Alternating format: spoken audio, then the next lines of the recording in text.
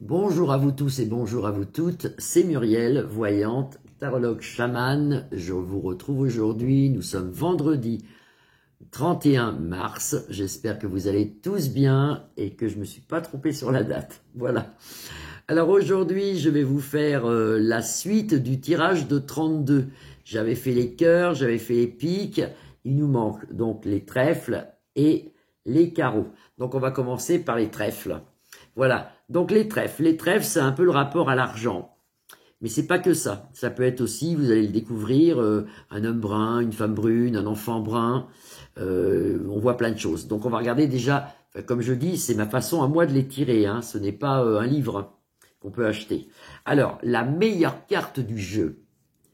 La meilleure carte du jeu de 32, c'est facile. J'espère que vous avez un petit papier et un petit stylo. Voilà, la meilleure carte du jeu, c'est l'as de trèfle.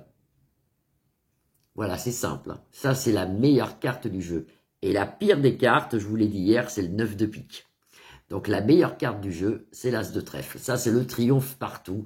En amour, dans le travail, dans un projet, dans une réalisation de maison. Ça, c'est le triomphe partout. Si vous vous posez une question sur 3 cartes, sur 5 cartes, sur 7 cartes ou 15 cartes, et que vous sortez l'as de trèfle, normalement, c'est bon. Normalement, c'est sûr. Voilà. L'as de trèfle, c'est sûr. C'est la meilleure carte des tarots du 32. Voilà. Après, on passe un peu plus compliqué au roi de trèfle. Alors, normalement, le roi de trèfle, pour une dame, c'est son mari. On va aussi pouvoir dire que son mari peut être le roi de cœur. Alors, c'est ou son mari, ou le roi de cœur pourra être son mari. Normalement, le roi de trèfle, c'est un homme entre 25 et 60 ans, ou voilà, entre 25 et 60 ans, c'est un roi de trèfle. Voilà, c'est un homme brun, normalement. Mais vous pouvez quand même sortir, si vous êtes blond, en roi de trèfle. C'est comme ça. Alors, le roi de trèfle, c'est un homme. Voilà, vous notez, le roi de trèfle, c'est un homme. Mais c'est pas un jeune. Mais c'est pas un vieux non plus, c'est entre les deux. Après, je vous expliquerai comment il faut faire. La dame de trèfle, ah ben c'est pareil. La dame de trèfle, c'est une femme brune. Une femme gentille, une femme aimable. Ça peut être une copine, le roi de trèfle aussi peut être un copain. Ça peut être une copine, la dame de trèfle, ça peut être vous. Si vous avez par exemple 30 ans, vous êtes brune, vous êtes en dame de trèfle. Si vous avez même 25 ans, vous êtes brune, vous êtes en dame de trèfle. Voilà. Si vous êtes blonde, il faut mieux prendre la dame de cœur qui vous représentera mieux. Mais normalement, la dame de trèfle, c'est une femme gentille, aimable, c'est la dame de trèfle. Le valet de trèfle. Alors ça dépend toujours pareil, pour qui on tire les cartes. Si par exemple devant moi j'ai une femme de 50 ans, le valet de trèfle ça peut être son fils. Son fils ou après, il faut pas se prendre la tête avec les cartes, vous allez me dire ça peut être aussi son cousin. Il faut pas se prendre la tête parce que vous avez des cartes autour et c'est les associations qui vont faire que. Donc le roi de trèfle c'est un jeune. À partir déjà de 13, 14 ans, il peut sortir en roi de trèfle jusqu'à 24, 25 ans. Il peut sortir toujours en roi de trèfle, vous voyez. Et si vous êtes une mamie de 80 ans, votre fils sortira en roi de trèfle. Voilà, le roi de trèfle. Alors, après, une des meilleures cartes aussi du jeu de 32, c'est le 10 de trèfle. Le 10 de trèfle, c'est l'argent. C'est l'argent, mais la joie. La joie dans l'argent, mais la joie aussi. C'est un peu comme le 10 de cœur. Mais normalement, le 10 de trèfle, c'est l'argent. Le 10 de trèfle, c'est beaucoup d'argent. Voilà. Ça, par exemple, si vous sortez le 10 de trèfle dans votre travail, ça veut dire que vous avez un bon salaire.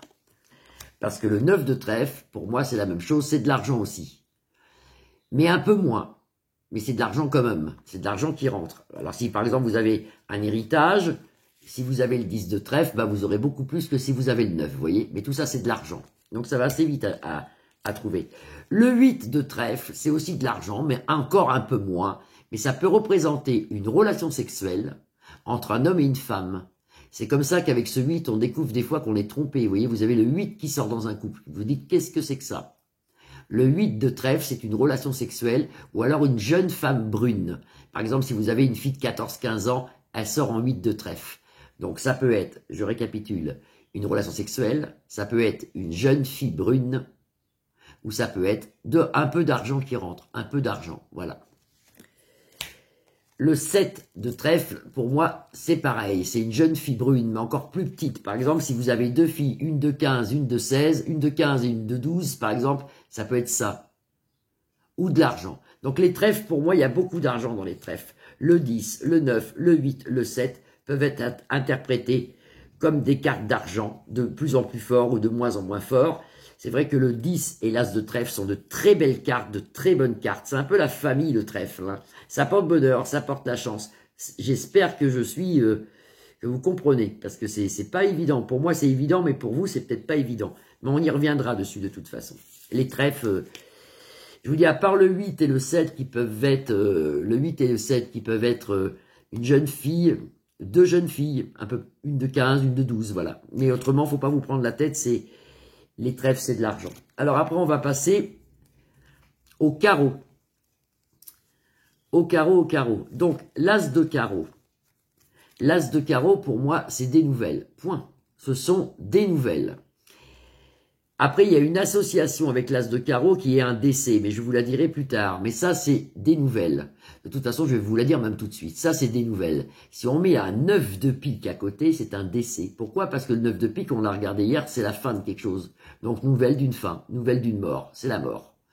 Des fois, ça peut être nouvelle d'une fin de quelque chose, d'une fin d'un couple, par exemple. Hein, c'est pas que la mort physique.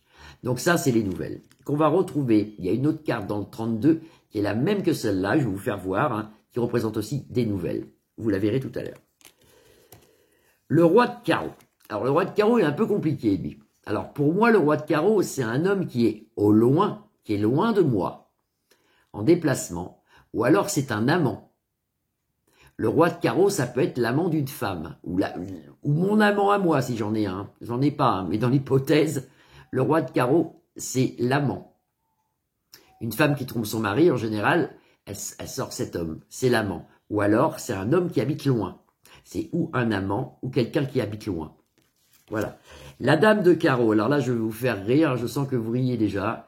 La dame de carreau, dans n'importe quel jeu de 32 cartes, la dame de carreau, où qu'elle soit située, c'est une poufiasse, une femme perfide, une femme méchante, une femme jalouse, une poufiasse, voilà, ça va vous faire rire, mais c'est ça, elle est jalouse, elle est méchante, voilà, elle est pas bien, cette femme, voilà, vous l'interprétez un peu comme vous voulez, voilà, moi je dis une poufiasse, mais c'est une femme perfide. Et voilà le valet de carreau, qui représente un peu le facteur, il représente les nouvelles, et pour moi, le valet de carreau, hélas, de carreau, c'est la même chose. Pour moi, c'est la même carte. Que j'en aurais qu'une seule dans le jeu, ça me suffirait. Pour moi, c'est la même carte. Donc, le valet de carreau, c'est des nouvelles. Après, vous avez le 10 de carreau, qui pour moi représente un déplacement ou un déménagement ou des travaux dans la maison, suivant où il est situé. Alors, un déplacement, un déménagement ou des travaux dans la maison, suivant où il est situé, avec quelle carte est à côté. C'est tout. Voilà. Le 9 de carreau représente le retard. Le 9 de carreau représente le retard. Et pour moi, le 8 de carreau représente un petit retard. En gros, moi, comme je suis pas bonne dans les dates, le 9 de carreau, pour moi, c'est 3-4 mois. Et le 8 de carreau, c'est peut-être 2 semaines, 1 mois. Vous voyez? C'est des retards. Pour moi, c'est retardé. Tout simple. C'est tout simple. Et le 7 de carreau, qui est une carte importante, c'est la décision. Vous avez des décisions à prendre quand vous sortez cette carte. Que ce soit en amour, dans le travail, dans l'argent, dans un prêt bancaire, dans quelque chose. C'est la décision. Voilà. Le 7 de carreau est la décision. Et ben voilà, on a fait le tour. On a fait le tour. Alors après, pas aujourd'hui parce que je suis à 8,50, donc après j'aurai pas assez de place. La prochaine fois, sur plusieurs vidéos, il faudra plusieurs vidéos, je vais vous apprendre comment on fait pour associer des cartes, mais simplement, parce qu'on va pas se prendre la tête. Mais avec tout ce que vous savez déjà, vous pouvez sortir 5 cartes. Sortez 5 cartes au hasard, vous battez les cartes, par exemple, en vous posant une question. Alors, je sais pas quelle question. Est-ce que je vais déménager, par exemple? Vous battez les cartes. Est-ce que je vais déménager? Vous imaginez votre déménagement. Est-ce que je vais déménager? Est-ce que je vais déménager? Vous coupez. Vous pouvez regarder la coupe ou pas, parce que des fois, la coupe représente rien. Et ensuite, après, vous sortez 5 cartes.